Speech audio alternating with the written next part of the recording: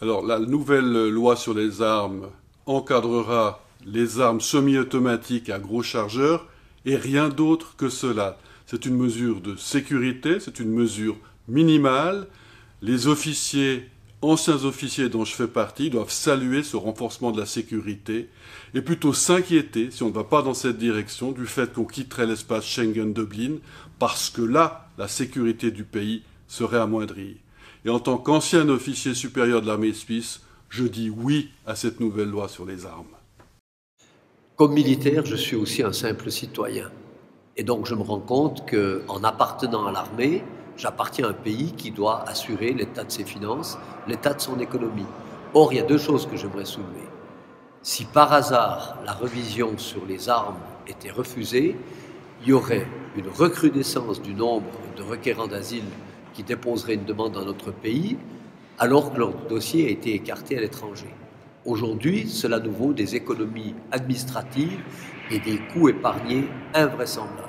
Ce ne serait plus le cas en cas de refus de la loi. Puis un deuxième aspect, c'est le tourisme.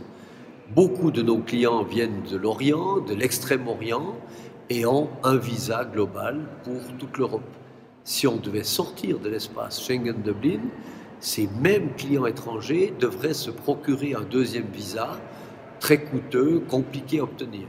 Résultat des courses, ces clients ne viendraient tout simplement plus du tout en Suisse et les pertes sont estimées de 200 à 500 millions. Et ça, j'aimerais l'éviter comme militaire, mais aussi comme citoyen. Depuis plus de 10 ans, la Suisse bénéficie des accords de Schengen, en particulier dans le domaine de l'asile et de la sécurité. La nouvelle loi sur les armes prévoit des changements très raisonnables. Refuser cette révision, c'est mettre en péril tous les avantages obtenus jusqu'à présent. Rien ne justifie de prendre un tel risque. C'est pourquoi je vote oui le 19 mai à la révision de la loi sur les armes. Si nous n'acceptons pas la nouvelle mouture de la loi sur les armes qui nous est proposée le 19 mai prochain, cela signifie que les forces de sécurité et de police de la Suisse seront exclues des accords de Schengen-Dublin et ça veut dire que nous n'aurons plus accès aux renseignements nécessaires à ces forces de sécurité, notamment sur la circulation des délinquants et des criminels en Europe, ce qui signifie que c'est la raison pour laquelle je voterai oui le 19 mai. Mon cœur est attaché à la très longue tradition du citoyen soldat suisse qui conserve son arme à la maison sa vie durant.